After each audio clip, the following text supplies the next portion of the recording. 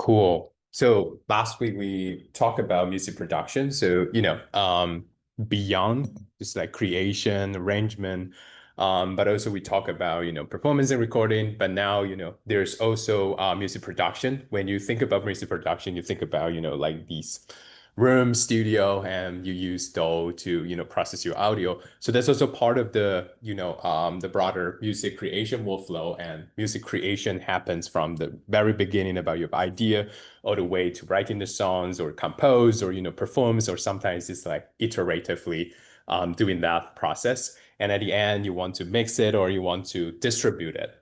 So today we will talk about, music search and recommendation. That's about the distributing, publishing. But before that, you also need to mix it or to make it a product kind of.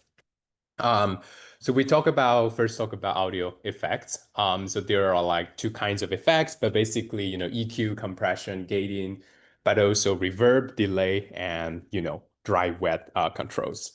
So, we look into some of the different audio effects, say, audio equalizers. So this is likely something you might be familiar with a little bit if you've play with, though, a little bit, then these audio equalizer is basically sort of like doing FFT analysis, but somehow you want to boost different frequencies in that spectrums. But it's actually different from doing FFT and then do all the tricks, but it's actually in the wave domain, just that you have this boosting and controls on the different relative energy of different frequency bands.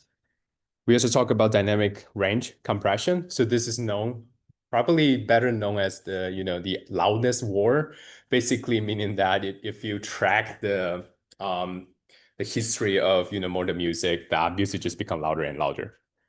So that's one thing people know. And the way how we make music louder and louder is not just that, we always play it at the same volume, but just that within that volume, can you keep music as high energy as possible? So the result is the reduce of dynamic range, meaning that we trade the contrast of volume for a constant high level of energy. So that's better known as, loudness war. We have been experiencing for decades that, nowadays modern music audio has a much smaller dynamic range than when this recorded industry began. So this has been done with compressor, basically just lowering the very high volume part of your input, and you want to lower it. So you have a very high level of input, but you want to lower its corresponding output level. So originally it will be very loud, but you want to clip it or reduce its volume basically.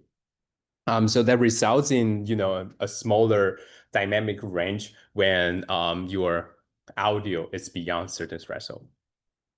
So the extreme case is just to do limiter, where you just don't allow anything beyond that input level. And there's also, leveling and panning, basically placing different instruments at different places. Reverb about, you have direct sounds, you have the first early reflections, but also the waveform just bouncing around. But all of these sort of like bring us to the first thing about neural audio effects. Can we just use a neural network to model neural effects? And once we can down that, then we can do a lot of interesting things. So as you can see, this is like very new, like 2021st.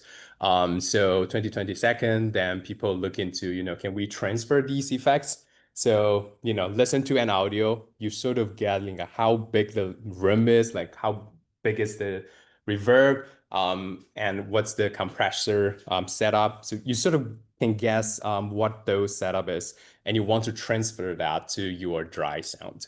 So this is what you can do when you make everything sort of differentiable, then you can sort of train a neural network to predict those parameters. So this is how they train it. We talked about it last week.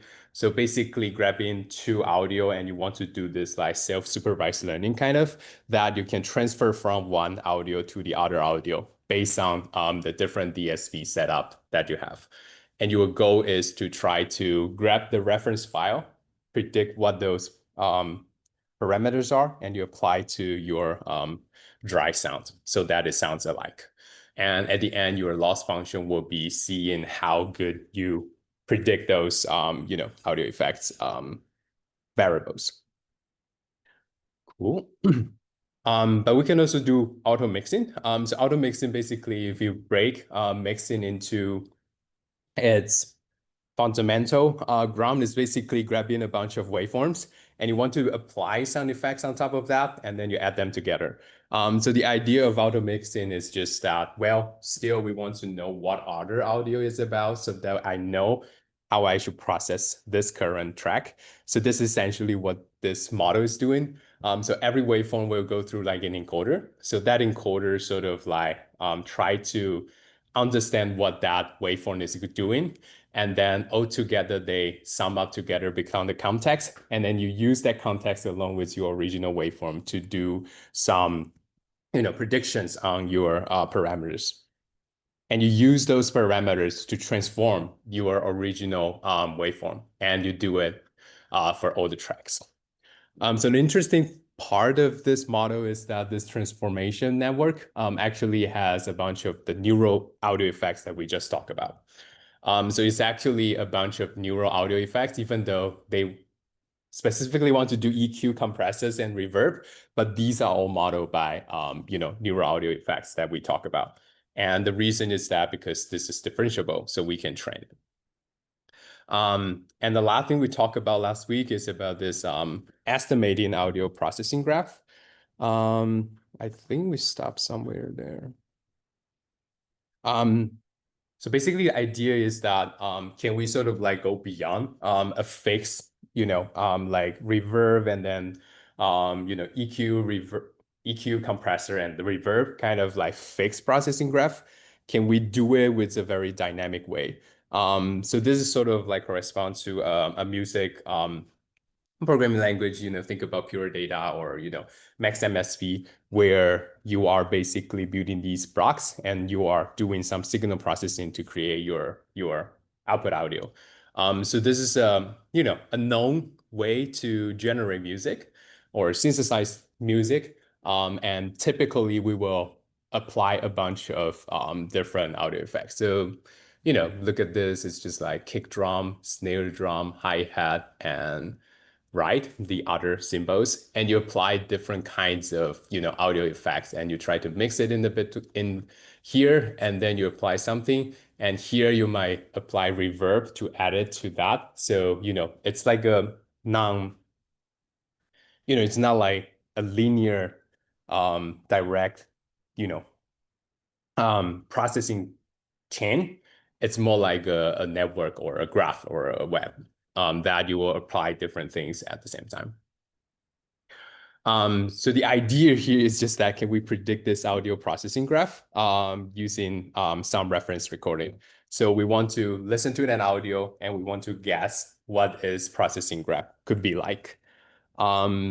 So, they look into a bunch of different processors. We look into these kind of, so most of the things that we know are here. So, low band, high pass, low pass, high pass, band pass, reverb, big crush, distortion, dynamic range controllers, compression, noise gate, expander, mixing, panning, blah, blah, blah.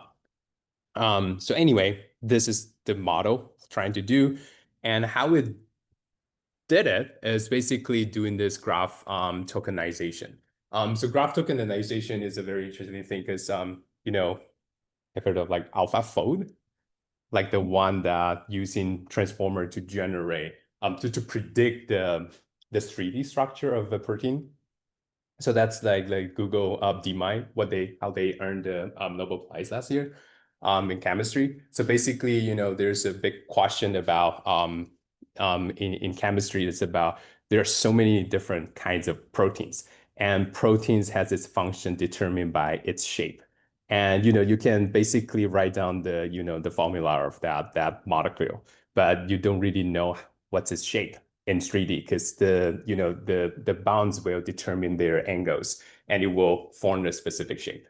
And so you want to know what the shape is, and that shape will determine the functionality of a protein. So that's also used in this graph transformer thing that your goal is to go from a list of like you want to have a graph, but in the end you want to see how this graph becomes 3D structures. Um, Anyway, just to show you that this is not something, just only used in music. And in fact, it's not the first thing people think about in music. But graph transformer has very interesting application in terms of modeling, say, social network, modeling, epidemic about like in COVID era, how the social network overlap with the disease transmission graph. So there's all sort of things that whenever your data is sort of like relational structure where you just know A, B, C, and how they connect to one another. So basically they are sort of like grabbing the same idea. So technically this thing is a graph where you have, out to in, and you have a bunch of edge and a bunch of, not that determine what these effects are. So the idea they are using is just this tokenized graph transformer. But basically it's like, can we turn the thing into something that transformer can read? So transformer meaning that we want it to be sequentialized. So the idea is that how can we sequentialize a graph? So in this case, they go from outputs to inputs, the other way around. You can also do it from input to output. I guess they just try both and figure out which one is better. But anyway, you have output, and then you look at the vertex first. So the next vertex, and then now you have the edge between them. And then you do the same thing, the next vertex, and then the next edge, then the next vertex and next edge. So this actually extends to much complex scenario for other graphs you've seen here at the bottom, where there's like tons of different connections. So you have to think about, you want to go depth first or breadth first. But anyway, you can tokenize a graph in this way. And think about protein structure prediction. Then it's like we tokenize this graph of protein connection. Then you want to predict what those angles would be, like all the different bounding, what would those angle would be, so that you can reconstruct its 3D structure. Um, so that's essentially what this model is doing. So what it does is that, well, we now only have the audio file. So this is called blind estimation because we didn't listen to the dry sound. We just listened to the process sound, and we want to try to guess what that audio processing graph is. And they did it two ways. So the first one is to see what that structure is. So first you just basically just do a transformer. So here you sort of know what the output would be, but at each step is actually looking at V1, T1, and you want to predict X2, and X2 hopefully will be V2, T2. And then you grab that, put in here, and then you try to guess what X3 will be, and hopefully it will be E21, T21, and then you get this, and you go on. So this is like a autoregressive way of training, basically. So, it basically just generate a graph using this tokenized representation. But that doesn't, the story doesn't end there, where you know this is a delay, this is specific effect, but you don't know what exactly that effect is. So you would want to know what that parameter is. So, even if it's like delay, how long you want to delay it. If it's a equalizer, it's a high pass filter, you want to know what the cutoff frequency would be. So the second thing they did is about parameter estimation. So once you have the structure, now you are doing another round of transformer, but this round, you do know all the structures. So you do have the pattern stuff here, X1 to X7, but now you want to predict the parameters. So, first you generate the prototype, the structure, and then you generate the parameters. Cool. So I think we listened to these last time. But basically, grabbing a reference file, you can pretty much guess what the estimation would be. So you know this drum example. Where's my cursor? So you have this is the input to the model, and you want to grab that audio effects and apply to the, and once again, this is your reference. So you basically want to grab that and apply it to your dry. So it's not too bad. It's close enough. This case, I don't think it worked that good. And you want to apply it to this output. So if you listen carefully about the kick drum, you can hear the reverb is different. This is one that are further away and it's like less reverb B. This one is more reverb, it's closer. So it's different, but even though if you listen to the dry one, it has no reverb. So, it's I still don't know where this is going. But this is like 2022 and a lot of things is going on. And hopefully in the end, I guess the idea is like in the dough that when you are starting to do all these audio effects, you sort of know, where you're going. And there's some creative freedom in that space where, how much reverb and that's sort of like based on your personal taste. So in the future, hopefully we will see in dough where, nowadays people are like, these doughs are so hard. There's like a very steep learning curve. But what if these these audio effects has some ability to just provide you a very easy starting point with some AI algorithm to sort of like say, grab in the reference audio. I want to have this drum set sounds like that drum set in a specific song. You do some separation, you grab out the drums track, and then you do some, blind estimation to see what the audio processing graph or what the audio effect setup is, and then you apply it to those so that it can sounds like that. So these are some of the direction that the field is actively working on. So to bring that idea into something even further is to think about this thing about synthesizer programming. So this has been a thing, in music as a creative practice for decades. But basically, the idea is, think about in the past is like think about, in some opera composition is like, can we sort of use so this symphony is our sort of think about synthesizer or our instruments or as a big instrument as a whole, can we sort of mimic thunder sound? Can we mimic, like a great wave sound or, a certain, I don't know, rainforest sound? So can we mimic certain sounds with the existing ensemble or existing instrument or existing synthesizer that we have? So that's basically what this CTAC very cool project is trying to do. So given a specific synthesizer, and this synthesizer should be very powerful and it can create so many different sounds. But you don't really know what sounds you are doing when you randomize it at the beginning. So now the idea is that, well, now what if we just send in some instructions, say I want to make it sounds like a helicopter. Can we sort of like figure out a way so that you can tune this synthesizer specifically in different way, figured out a setup that has the sounds similar to helicopter. So this is not based on deep learning. So the idea is using the clap model we talk about, the Mulan thing we talk about when we are talking about music generation, where you have the doc image and the DOG, the text, and you can throw it to the same embedding space. And the same thing, we have something equivalent in music and audio. So the thing is basically, you have sound of a helicopter, you can throw it into some embedding space. You know the vector of that. And you have this audio, and you can also throw it to that shared embedding space.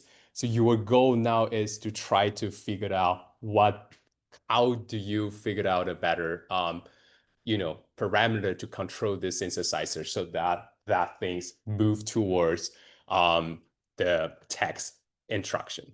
So one thing about this is like this is actually not a deep learning model. In this optimizer part, this clap model is still deep learning, but the optimizer is actually using genetic algorithm. So it's down gradient based. So sort of bring us beyond deep learning. But anyway, because it's not gradient based, so that, previously we talked about all the neural audio effects. The reason why we want neural audio effects because we want to train it as a differentiable. We want to compute the gradients so that we can train it. But here we are just doing optimization and using genetic algorithm. We can listen to some of their examples. Let me grab it. Cool. Do we have helicopter here? We do. So these outputs are actually those clap score. So you know how close this thing is to helicopter in the the shear embedding space. So the higher, the better, So let's give it a listen. So, this is basically, grabbing a specific, think about like an analog or like a digital synthesizer, and you just want to have this model. This is the only input you give it, like helicopter, and you throw it to like a latent space, you get a vector. And now you basically use that synthesizer. You just change like random parameter set 1, random parameter set 2, all the way to 10. And then once you grab these, which one is the closer? And then how do you combine them together to figure out a better setup and try to figure out what that sound could be. So we can listen to one with a smaller value, 0.59. Also not bad. 7. Door tab. So like basically, okay, car sound. Car passing by. So these are very low score actually. So you can get a sense, these are definitely synthesizer sounds. But the idea is like using this clap model so that you can sort of like optimize your synthesizer setup to mimic that sound. So there's a lot of, interesting things going on in this direction where, think about this should be sort of the future of how you do sound effects. Kind of, it's like, well, oftentimes you do sort of know what the specific sounds that you want. Can you sort of use that as a prompt, using text as prompt, but somehow you make your model to approach the sounds that you are thinking about. But of course, there's a lot of like creative space over once you sort of like reach that space, then, there's so many different ways of doing helicopter sounds. Which one would you like? But, with the synthesizer, you sort of have full control on the sounds. So in this case, it's not technically music, but, think more broadly sound designs, but also you can mimic a tone of a specific instrument this way. Cool. There's also something more. So compressed music restoration. This is something, very interesting to think about restoring historical recording or just restoring certain very highly compressed music. So this is another field that has some very interesting future application, but we haven't seen yet. So this is one thing that in 2021, people look into restoring compressed audio with GNs. So the idea is quite simple, is that, looking at MP3 and think about very highly compressed MP3. Say if you want to send some audio for aliens, then, you will send it in very low bit rate. And how do you reconstruct it? Or, think about historical recordings that has very highly, very small dynamic range and very highly compressed. How do you restore it to, a better higher, audio fidelity? So the idea is actually quite simple. It's basically grabbing your MP3 and you want to train this GNN model that will just restore your audio. So you get the MP3 and you get some noise to send it into your GN. So this is your generator. And you have a discriminator to look into your fake and, true original music. So that's basically it. So this is just one slide showing some of the other things that people have been looking into. So you can listen to these. So this is the original sound. And I mean it from the bar. So this is like a highly compressed one, only 16K bit. And I mean it from the bar. And they can sort of restore that sound. And I mean it from the bar. Definitely not good, but at least you hear that frequency range extension. So the high frequency part is sort of restored to some extent. There's some artifacts. Bad. Not yet.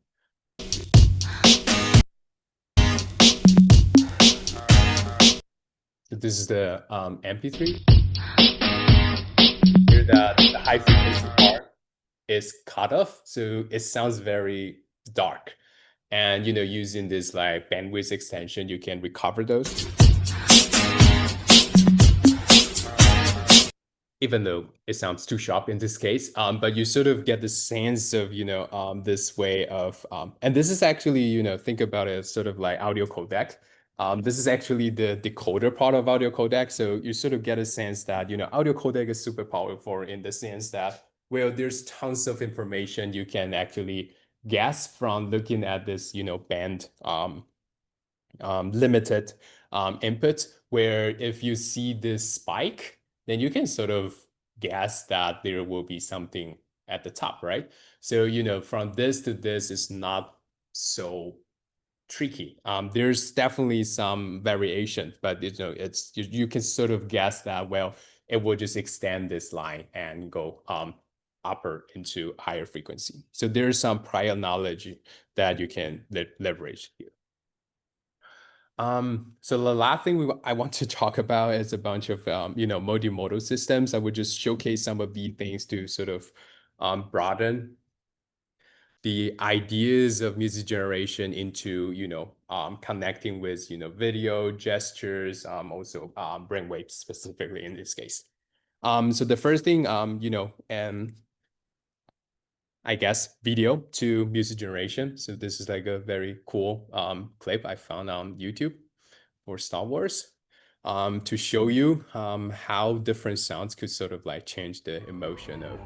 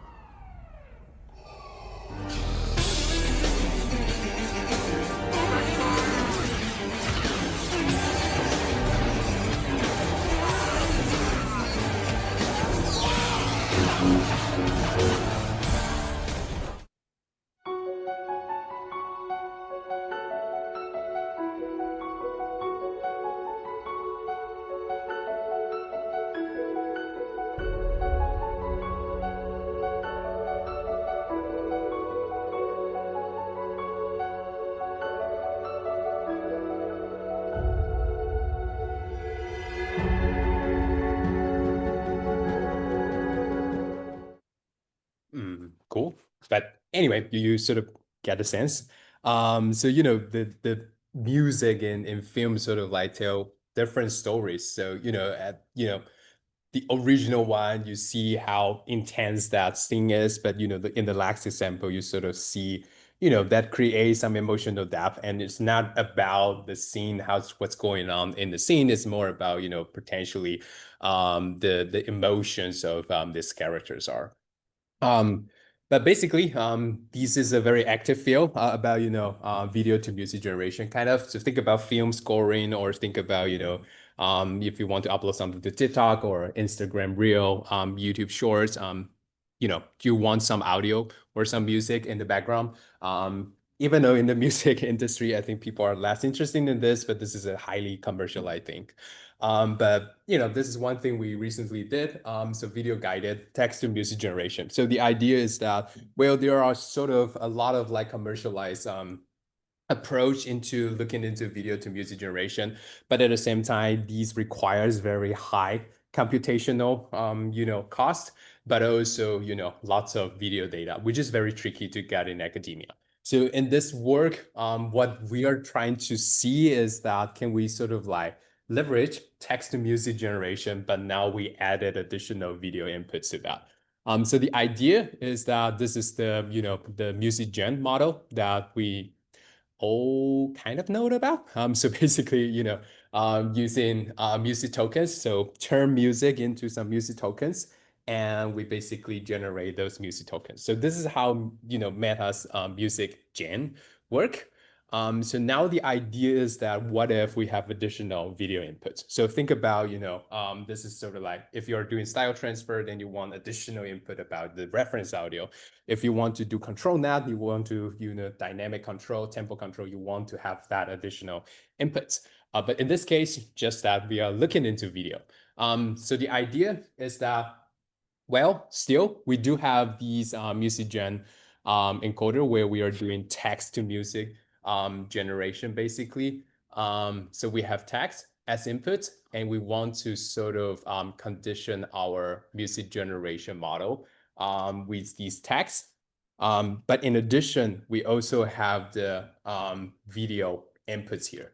So that's essentially what this model is doing. So you have video, and this video will be encoded with some video encoder, and you want to add that video encoder outputs on top of your text controls. So in this model, this is the original music gen, basically, where you have text inputs, and you use this text input to generate the music token. So this is the good old, Meta's, music generation, music gen model. But now in addition to that, now we also added some video information.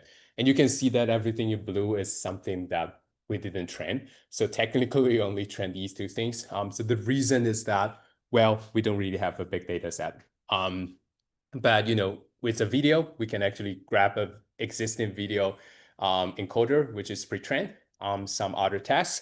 But once we have that, our goal is try to affect how this text to music generation, it's like doing well already, but how can we add some inference on top of it given our video? So our goal is to see whether that can improve some of the visual cue, say, scene change or, like the coloring or the visual rhythm in that video clip. But anyway, the data set is kind of small in the sense compared to commercialized ones. But basically public domain and CC license, that's the only data we look into. So 300 films, that's already big enough in this case, because it's only public domain or CC license that we can use safely.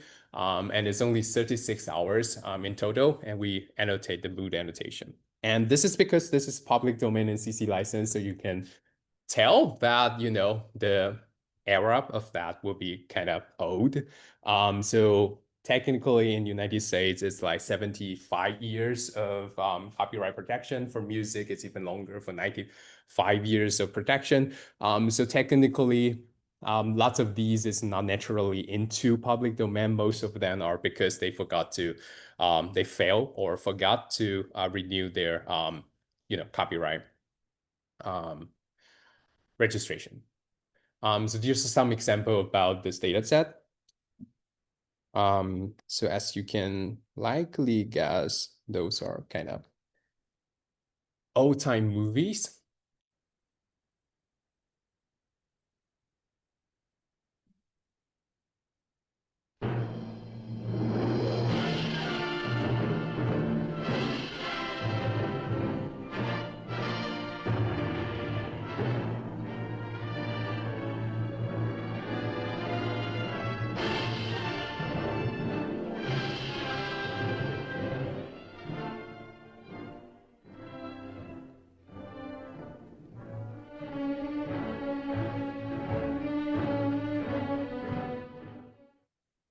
So basically, I grab a bunch of like video clip with like video and out music at the same time.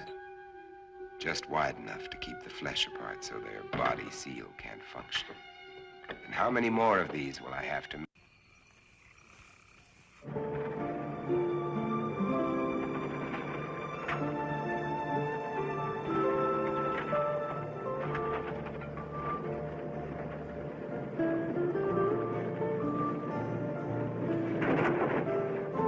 Because here you can also tell the video quality is also very old school.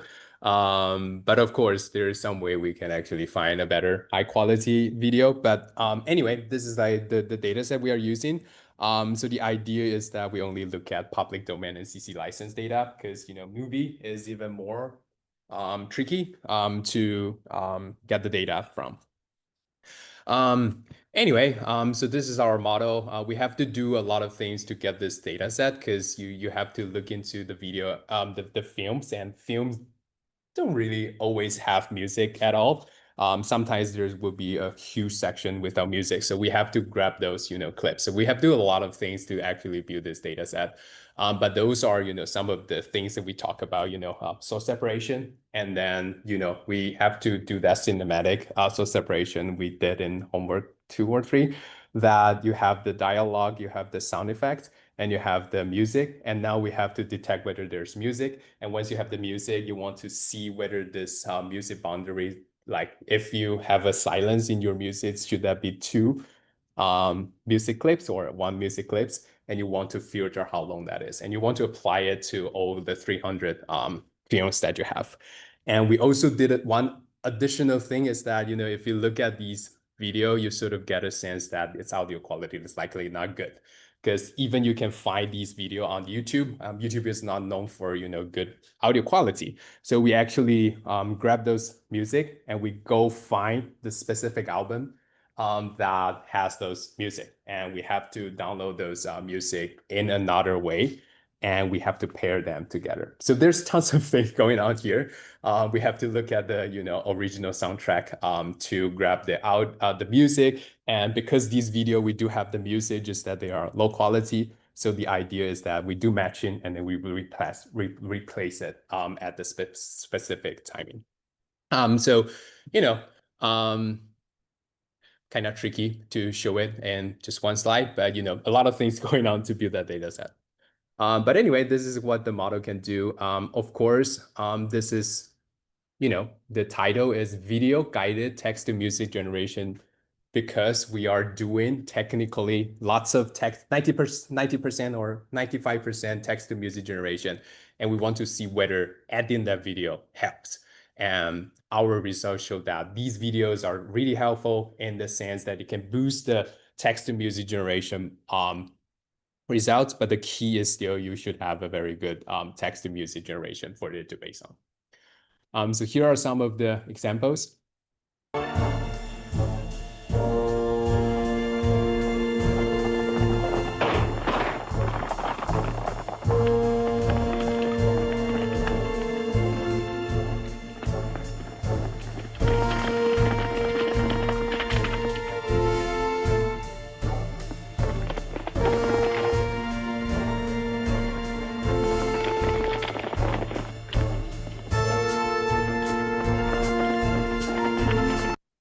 So in that case, we already have the text actually. So it's not just looking at the video and generate this high quality, soundtrack. It already have some text describing this scene. Like think about, like a intense scene about, suspension music going on, whatever. But adding this video, does it help? That's the goal in this project. Some other example.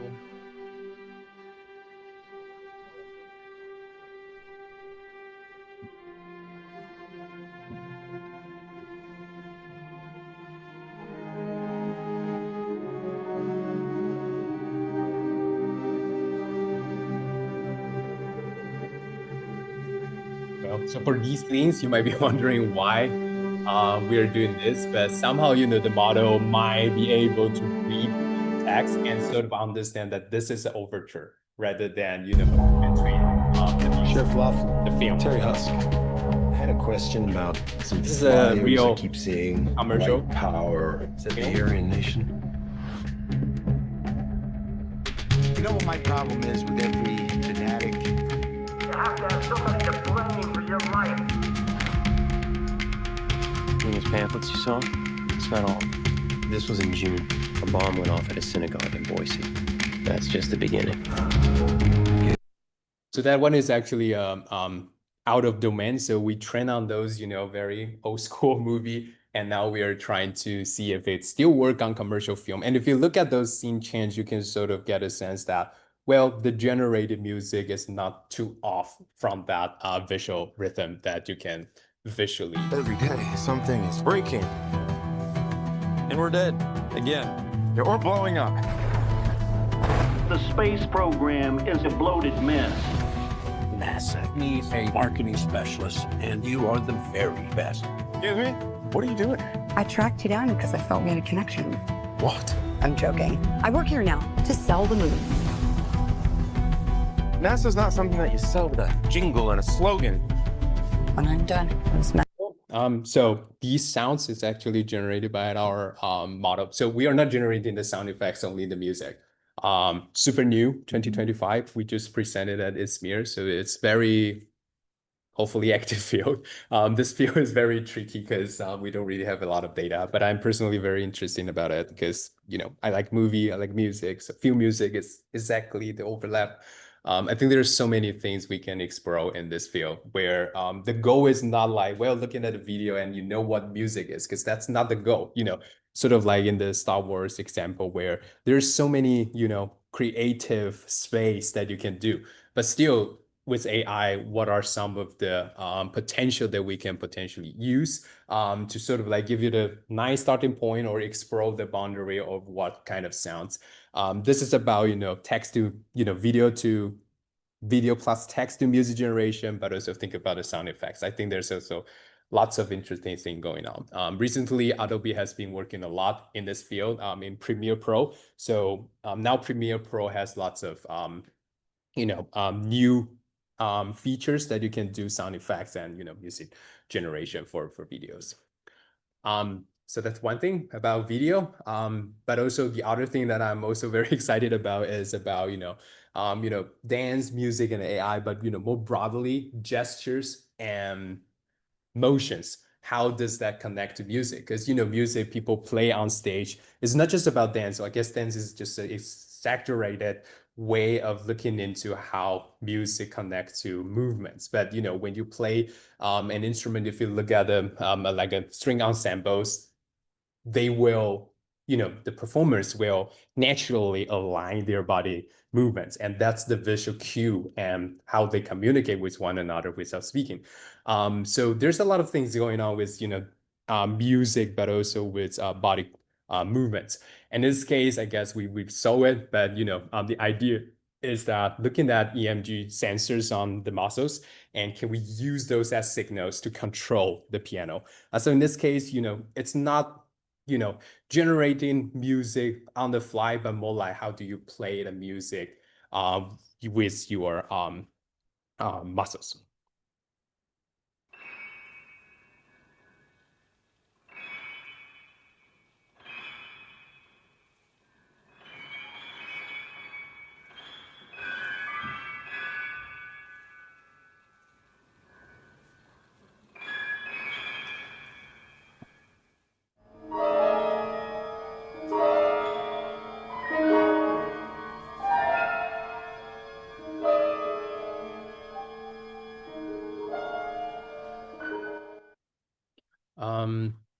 Cool. So that's Yamaha's work, which is pretty cool. But in academia, we are also doing something similar.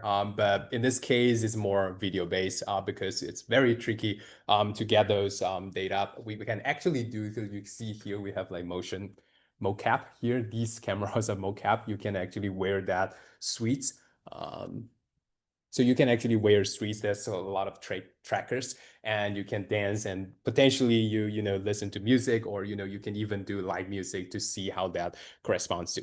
But in some of the deep learning era, things move too fast, so lots of that are based on video based. But we can also find a lot of like video just capturing someone dancing, and you can do pose estimation to get the pose and the dance movements, and can you use that to generate some music. So this is like one of the latest work on dance to music generation, even though it is slightly confusing all the time for me. It's like music to dance or dance to music, because you sort of like dance to music, or you dance assuming there's some rhythm behind it. But anyway, can we do dance to music kind of? So in this case, it's actually using a very interesting things here, where you have instrument control, you have genre control, you have emotion control, but you also have this thing called learnable tokens. So this is called texture inversion. It's something other than control net. So we talk about control net, where basically you have additional inputs and you want to learn how those inputs can be used to control your outputs. Textual inversion is another way, is that can we sort of look at this video, and can we sort of like make a specific wildcard token that represent this person. Or, in this case, I want this person to be dancing in a different style. Can we use that, this star, meaning that this avatar, and can we say this is avatar dancing joyfully in Lakin? Can we do it in, this wildcard dancing in hip hop style? So that idea is that can we do texture inversion to turn a subject or a specific scene, a specific object in your video, turn that into something you can use to compose your prompt. So this is called texture inversion. This is a sort of like a different ways of doing personalization. It has been used a lot in avatar personalization. So think about, you have your, dog, or, I don't know, and you want to put it into a specific scene, then you want it to be your dog rather than, someone else's dog. So now can you have your dog as a specific learnable token? So that's sort of the idea here. So they are doing dance to music generation. This is the model. I will go into details. But the idea, well, a bunch of those, I guess we can first look at what the outputs would be. So again, very new.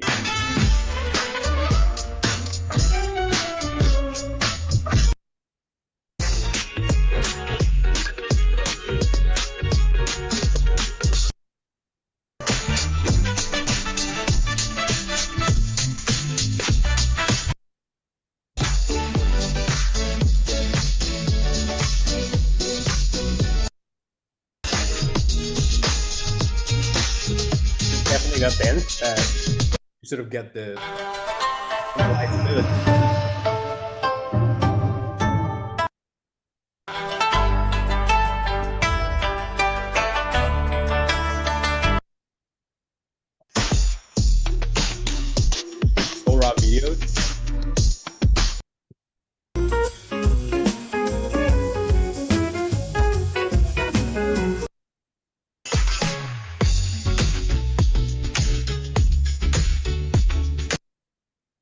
Cool. So I mean, even we won't go into details, but you sort of can guess what's going on. The idea is that you will have two inputs. You have the video, but you also have some, text as controls that you want to use. So together, these two things will put together. You have the rhythm to grab some rhythm from the video. You want to sort of like guess what this genre is, and together they will together use that as additional information onto this learnable tokens, so that you can prompt music generation models to generate your music. Evaluation metric is happened after you have these generation results. So this is what this model is doing. So this is the actual text to music generation model that they are using. So two kinds of it, either diffusion model, transformer model. So think about, music LDM at the top, or, you can use music gen, like the meta one, or, audio music LM. But anyway, the key is how you actually do it. So the prompt is something like this, at music, so special token with star as the rhythm. So the idea is that you want to have the music and the specific kinds of rhythm. And the rhythm, where does that rhythm comes from? That rhythm will come from, the video. So you have the video, you have the, post estimation, and the goal is so that, all the way until you have all these, feature extraction, all the way what you want to do is to impose these features as the embedding for this specific token. So, each of these, when you are doing transformer, you will have a bunch of tokens, right? So in this case, add music with star as the rhythm. So now you replace this star token with the features that you extract here. So that's sort of the idea what this texture inversion thing is talking about, where you basically use this special placeholder to do the condition. So now you grab the condition, you don't do cross attention, you basically just put it into one placeholder you have in your training data. And now once you have these, you send it to your encoder. So the idea here is not about, everything is fixed. If you look at all the way from this stream, everything is fixed. So the models are fixed. The only thing you can change is that embedding vector. So now the idea is that, well, we have this vector. We know what this vector is. So now the idea is that you are training this model to notch that embedding vector so that it sounds more like the specific rhythm that you want. So, just sort of like think about it like a hacking a pre-trained text to music generation in the middle, intermediate embedding vector. Can we tune it so that it sounds better as intended or to fulfill the control that we want? Anyway, that's dance to music. Questions? I guess biggest question for me is like, why? But I can also see it's very cool. I guess some of the things that people might be interested in is like in gaming, where, sometimes you will have certain avatar just dancing to some music or, but dance to music, I don't know, but that could create some very interesting interactive applications, I guess. Cool. The last one is some even more crazier, brain to music. So this is one thing that, sort of like Google have done music LM, then they are thinking about something crazy like, what if we can, predict what your brain is encoding these music. So brain as the encoder.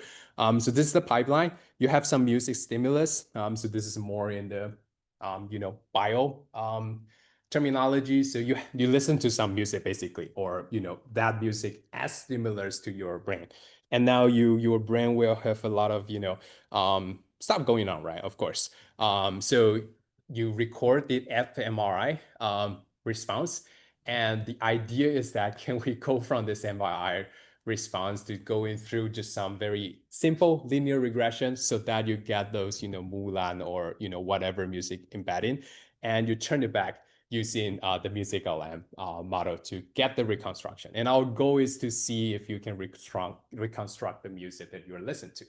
And so this is what they are doing. So, you can think about it. This is just like a brain as an encoder, and this thing is just an encoder. So brain as encoder, can we encode it and turn it into some embedding? So this is the bottleneck layer, and then decode it back. So can we decode human brain encoded music? And the whole pipeline just look exactly the same as music LM. So everything here is music LM, just that now your input is MRI response rather than the Mulan text inputs. And we want to do linear regression. We can listen to some of the audio. It's not too bad. It does reconstruct something. So this is the stimulus. I told them local pickers I done come to capture. And these are 3 different reconstructions. Wait a second. Like to read those smiling. This day, seems last week that it rained. And this is another stimulus.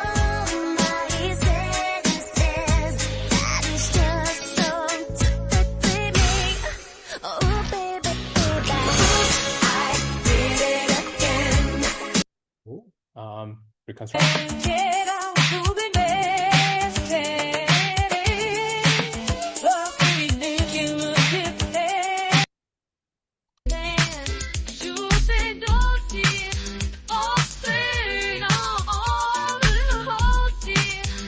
These are typically not words because music LM is not trained to generate vocals, but still it's trying hard to reconstruct those.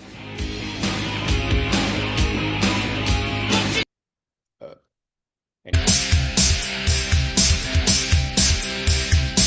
So at least, BPM, genre.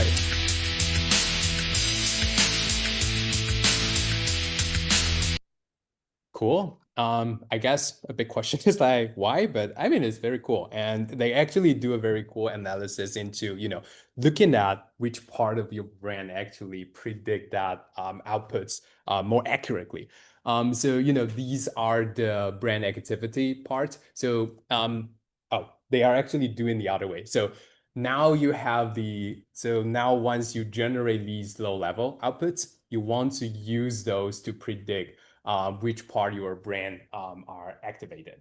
And they look into the prediction accuracy. So this is very interesting. So, audio embedded into brand activity prediction. So you grab once you have that audio embedding, so you try to predict your original brand activity. So this is sort of like trying to see which part of your brand activity can help you predict the encode the audio that you listen to. And so this is very interesting because this location exactly mapped to our auditory cortex. So this is our auditory cortex that I guess we talk a little bit about it when we talk about this, human audio auditory perception system.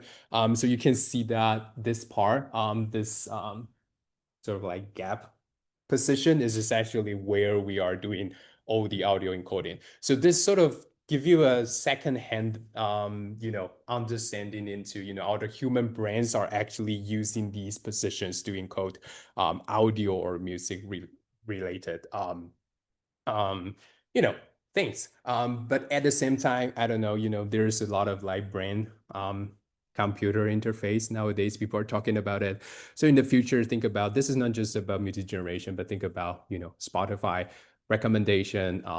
Can it predict like what's your current mood and predict what you might like in the next song? Or, music generation could also be cool. Or, on live stage, can you use these brainwave to encode how things are going? Or, watching video or playing games, can your brain EEG signal used to amplify the gaming experience? There's also some, gaming company recently looking into, can you use additional so they can measure your heart rate, they can measure how fast you are breathing, and use those to as a condition to enhancing your gaming experience. Say you want to boost it or you want to reduce it so that you won't get heart attacked. So tons of things going on. Brain to wave, I guess it's a very crazy idea, but it sort of have some very interesting results that you can also learn something about or verify the idea of how, fMRI can actually encode the audio information. Cool. Actually, today I thought we would be talking about music recommendation, but anyway, question on all these very new stuff. Cool. But I guess the goal is to just show you that music is beyond music. There's tons of, nearby, gaming, video, film, podcasts, short videos nowadays are very, various application domains where, music or more broadly audio, you have so many potential. And also, think about VR versus nowadays we have AR glasses. So in the past, VR is like, you create this virtual space, you can put every information in visual kind of. But now you think about AR glasses, what's the difference between AR and VR is now AR, you don't want it to be so disruptive that you cannot put every information using visual. So think about when you are driving, you don't want to look at the map all the time. Navigation is sort of an augmented information to you rather than you just block your view with the map. So that's sort of the analogy between VR and AR. So VR is like where you're playing a game, you can have everything rendered.